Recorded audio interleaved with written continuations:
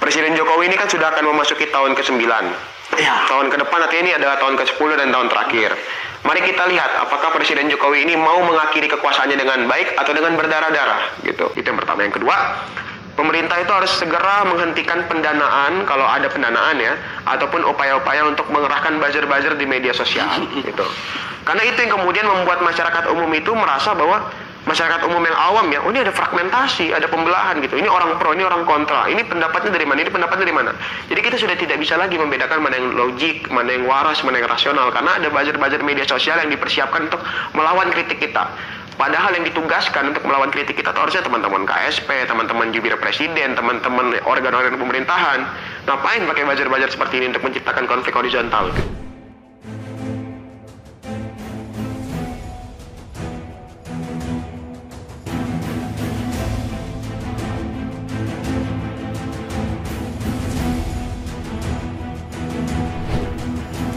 Halo sahabat Indonesia, kita bertemu kembali dalam Opini Rudy. Sahabat Indonesia, beberapa hari yang lalu saya mengikuti podcast dari channel Abraham Samad Speak Up dengan mewawancarai Ketua Badan Eksekutif Mahasiswa UI, namanya Melki Sedek Huang. Saya mempunyai perspektif terhadap materi podcast dan figur dari Ketua BEM UI ini. Yang pertama, saya mengapresiasi anak muda yang bersemangat, yang begitu gigih membela kebenaran. Tapi di sisi lain, saya harus melihat bahwa semangat saja tidak cukup. Seperti yang dikatakan oleh Melki Sedek Huang ini, bahwa dia terkesan mengultimatum Presiden Jokowi mau turun secara baik-baik atau berdarah-darah. Dalam penjelasannya dia mengatakan ini bukan ancaman tapi peringatan kepada Presiden Jokowi.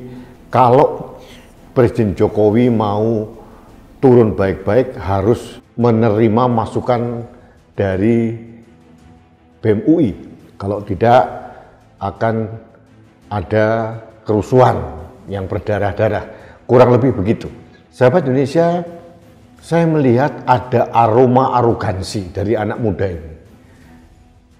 Dia alih-alih mengatakan sebagai seorang demokrat, tapi bagi saya Melki Sedek Huang ini karena terlalu arogan sehingga dia kehilangan roh kedemokrasiannya. Sudah menjelma menjadi seorang yang otoriter, seorang yang paling merasa benar. Contohnya begini, kalau pendapat saya, konon dia bilang begitu, tidak diterima, saya akan melawan terus. Artinya ada pemaksaan kehendak. Padahal sifat dasar demokrasi adalah kita menghargai hak orang lain. Nah, kalau kita melihat perspektif yang dibuat oleh seorang Ketua BEM UI dibandingkan dengan perspektif seorang kepala negara, sudah pasti jauh. Perspektif dari Ketua BEM UI indikatornya hanyalah karena pemerintah dan DPR mengesahkan Undang-Undang Cipta Kerja, hanya itu saja. Kalau indikatornya hanya itu lalu dianggap Presiden Jokowi gagal, ini kan cetek sekali. Sedangkan perspektif seorang presiden itu dari helikopter view, melihat permasalahan kebangsaan, permasalahan negara ini begitu complicated, begitu luas dan begitu banyak masalah sehingga presiden harus memberikan masukan-masukan atau kebijakan-kebijakan yang menyeluruh. Jadi Melki itu harus sadar diri gitu, bahwa semangat kemahasiswaannya harus ditunjang dengan wawasan demokrasi dan wawasan kebangsaan secara luas. Tidak bisa serta-merta ngotot paling merasa benar. Harus mencoba memahami posisi dari Presiden Jokowi sendiri. Ini bukan hanya terkait dengan Presiden Jokowi, tapi posisi sebagai seorang kepala negara. Sebagai contoh dia mengatakan, suratnya yang dikatakan aspirasi dari BEM UI ini kalau tidak ditanggapi itu berarti Presiden Jokowi otoriter dan tidak mau mendengarkan masukan masyarakat.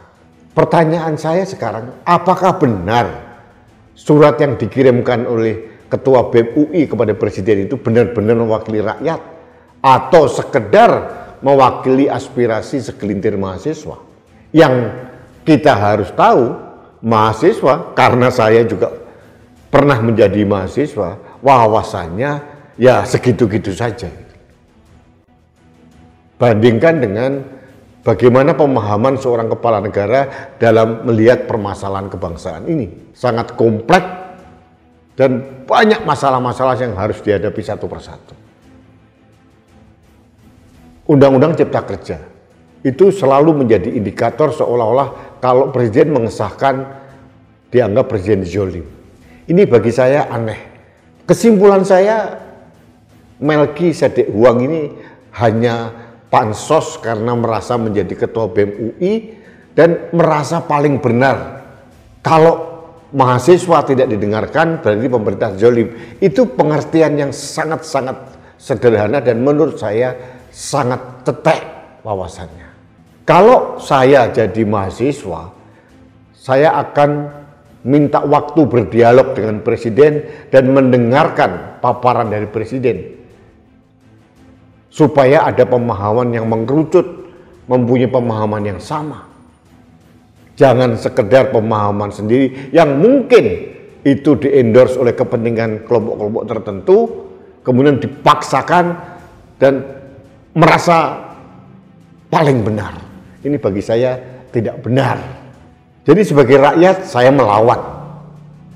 Karena bagi saya BEM UI tidak mewakili kepentingan rakyat Indonesia.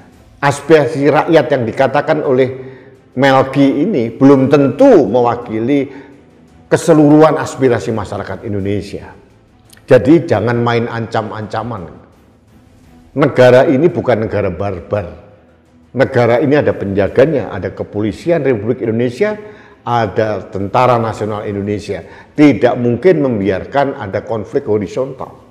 Kalau seorang Melki nantinya entah 10 tahun atau 15 tahun lagi menjadi pejabat, melihat permasalahannya pasti berbeda. Tidak hanya dari satu sisi, mungkin sudah beberapa sisi atau mungkin melalui helikopter view, pasti pandangannya berbeda.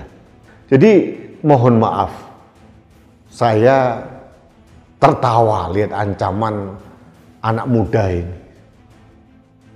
Rakyat tertawa karena Anda tidak mewakili kepentingan rakyat. Mungkin Anda mewakili segelintir kelompok tertentu, tapi bukan berarti Anda sudah serta-merta mewakili rakyat. Kita menginginkan suksesi itu berjalan dengan baik. Pada saat Presiden Megawati turun diganti oleh Presiden SBY. Tahun 2014 Presiden SBY turun diganti dengan Presiden Jokowi. Ini suksesi yang menurut saya harus diteruskan karena terjadi dengan indah. Exit landing bagi seorang pemimpin harus kita siapkan, bukan dengan ancaman-ancaman. Kita berharap tanggal 20 Oktober 2024 Presiden menyerahkan jabatannya dan dilantik Presiden baru, itu pun dengan exit landing yang indah, sehingga suksesi ini berjalan dengan baik dan tidak ada gejolak apapun sehingga rakyat tidak dikorbankan. Jadi saya hanya minta kepada Melki Sedek Huang ini jangan terlalu kepedean dan jangan terlalu merasa paling benar sehingga menafikan pendapat orang lain, apalagi pendapat seorang kepala negara yang tentu saja multi perspektif dibandingkan dengan pandangan dari seorang ketua BEM UI. Yang berikutnya, mahasiswa harus hati-hati karena teriakan keras semangat dari mahasiswa sering dimanfaatkan oleh orang-orang tertentu, kelompok-kelompok tertentu dalam kanal-kanal mereka hanya ingin menciptakan kegaduhan. Mereka hanya menitipkan teriakan mereka kepada mahasiswa. Kehormatan mahasiswa yang netral, yang menjaga NKRI, menjaga Pancasila harus tetap dipertahankan. Jangan mahasiswa seolah-olah sudah terprovokasi oleh kepentingan kelompok tertentu, sehingga main ancam-ancam kepada kepala negara. Kalau boleh jujur, bandingkan dengan Presiden Soeharto, 32 tahun memimpin Indonesia. Kalau akhirnya seorang Soeharto dilengsarkan oleh mahasiswa, ini alasannya sangat jelas. KKN merajalela waktu itu, kepemimpinannya terpusat pada seorang Soeharto, demokrasi tidak berjalan, suara rakyat dibungkam. Nah, kalau Presiden Jokowi apa? Ekonomi berjalan. Pasca pandemi COVID-19, banyak negara kolab, Indonesia masih survive. Inflasi terkendali. Apakah ada kekurangannya? Pasti. Tidak ada manusia itu sempurna. Melki juga membuat pernyataan yang aneh menurut saya. Dia mengatakan, memang diakui di era Presiden Jokowi kita bebas bersuara. Kita ngomong apa saja bisa. Tapi setelah bersuara, kemudian kita tidak bebas lagi. Ini harus kita teliti dengan baik. Negara ini negara hukum, bebas bersuara. Tapi kalau suara kita akhirnya menghina orang lain, menyebarkan hoax, menyebarkan fitnah, masa harus dibiarkan? Atas nama demokrasi kita bisa berteriak-teriak, menyebarkan hoax, fitnah. Ini bukan demokrasi kalau begitu. Selama ini saya juga banyak mengkritik pemerintah, mengkritik presiden, mengkritik menteri, aman-aman saja. Karena apa? Karena koridor saya jelas. Saya mengkritik secara konstruktif, tidak menghina, tidak menyebarkan fitnah, tidak menyebarkan hoax. Karena semua sudah ada aturannya. Jangan merasa diberikan kebebasan bersuara, lalu bersuara apa saja, melakukan apa saja, termasuk memfitnah orang, menyebarkan berita bohong, menciptakan kegaduhan, memprovokasi kerusuhan sosial. Masa harus dibiarkan? Kalau ini dibiarkan, malah aneh, seolah negara tanpa hukum. Ini negara barbar kalau begitu. Demokrasi tetap ada koridornya, ada aturannya. Tidak bisa bebas sebebas-bebasnya. Dalam demokrasi berlaku, pada saat kita menyampaikan hak kita, harus diukur apakah hak kita melangkai hak orang lain atau tidak. Kalau sudah bersentuhan dengan hak orang lain, ya kita harus tahu diri juga. Sebagai contoh, pada saat kita memfitnah orang, menyebarkan hoax, itu menurut saya sudah melangkai koridor dan sudah melangkai hak orang lain. Hak orang lain apa? Dia merasa tersinggung, merasa nama baiknya tercemar. Dia perlu membela diri dan itu diatur dalam hukum. Jadi sekali lagi saya katakan, Melki ini harus belajar untuk demokrasi dengan benar. Demokrasi yang benar bukan sekedar bebas bersuara, tapi bersuara secara terukur dan mematuhi koridor, yaitu aturan-aturan dan perundangan-undangan yang berlaku. Itu baru demokrasi yang benar. Jadi sekali lagi kepada Melki Sedek Uwang, belajarlah dulu menjadi seorang demokrasi yang benar. Pemahamanmu tentang demokrasi, tentang nasionalisme itu harus dikaji ulang, dievaluasi, mawas diri, dan jangan pernah merasa paling benar, paling harus didengarkan. Kalau begitu, kamu bukan seorang demokrat, tapi kalian menjelma menjadi seorang otoriter, zolim, itu menurut saya. Baik sahabat Indonesia, terima kasih Anda telah mengikuti opini saya terkait dengan narasi atau pernyataan yang dibuat oleh Ketua BEM UI. Ada narasi yang berbau ancaman, berbau arogansi, dan menurut saya tidak sepenuhnya benar dan tidak sepenuhnya bisa diterima oleh masyarakat. Saya kira itu ingin saya sampaikan. Terima kasih. Kita bertemu kembali dalam Opini Rudi selanjutnya. Salam satu Indonesia, salam Pancasila, salam Indonesia damai. Saya Rudi Eskandar.